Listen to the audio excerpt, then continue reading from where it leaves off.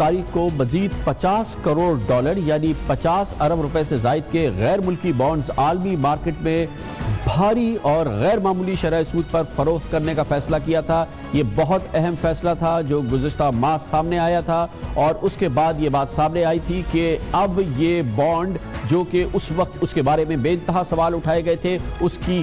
قدر بہت تیزی سے بڑھی ہے، کیونکہ یہ غیر معمولی شرح سود ہے جو حکومت پاکستان دے رہی ہے، جس کے بعد اس بانڈ کی آج کی مارکیٹ قیمت تقریباً $107 ہو چکی ہے۔ $107 یعنی کہ پچھلے 3 ہفتوں کے دوران تقریباً اس کی قدر میں 7% اضافہ ہو گیا ہے، یعنی کہ $500 ملین کے بانڈ پر تقریباً $33 ملین کا اضافہ ہو گیا ہے، یعنی کہ وہ لوگ جنہوں نے یہ بانڈ لیے اس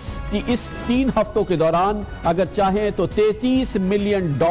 جو کہ تقریباً 336 کروڑ روپے پاکستانی بنتے ہیں اپنی جیب میں ڈالیں اور آگے بڑھ جائیں۔ یہ ایک غیر معمولی موقع ہے، غیر معمولی اپرچونٹی ہے جو حکومت پاکستان نے، وزارت خزانہ نے فراہم کی، جس کے بارے میں سوالات اٹھے، جس کے بارے میں شکوک اٹھے اس وقت جب یہ جاری کیا گیا، کیونکہ 8.25% کی شرح سود جو ہے وہ اس پہ آفر کی گئی تھی اس زمانے میں، جس وقت عام طور پہ عالمی منڈی میں اس قسم کے معاملات کی اور اس قسم کے قرضوں کی شرح سود 1-2% سے زیادہ نہیں ہے۔ حکومت پاکستان کی گارنٹی سے 8.25% کی شرح سود آفر کی گئی اور اس کے لیے $500 ملین کے بانڈ دیے گئے، اور اسی وجہ سے اس کی قدر میں پچھلے 3 ہفتوں کے دوران 7% اضافہ ہو گیا ہے، اور اب اس بانڈ کے لینے والوں کو اگر وہ چاہیں تو اس 21 دن کے دوران $33 ملین کما سکتے ہیں، یعنی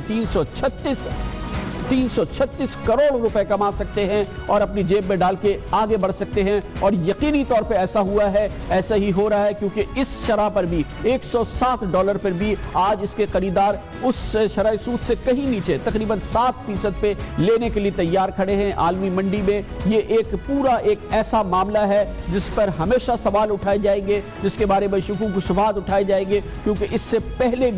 پہلے بھی اس معاملے پر اپنے سوال اور شکوک اٹھائے گئے تھے، اور یہ معاملہ جو تھا یہ اس کے پیچھے جو سوچ تھی اس کے بارے میں گو کہ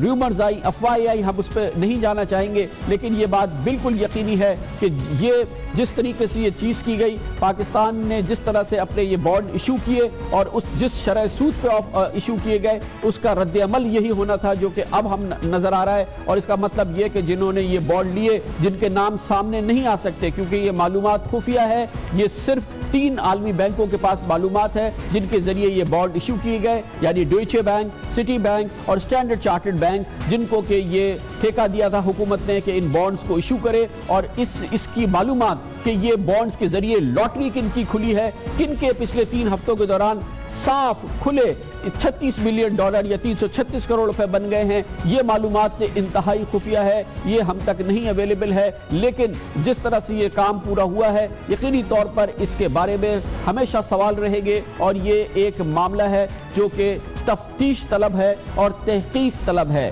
اس پر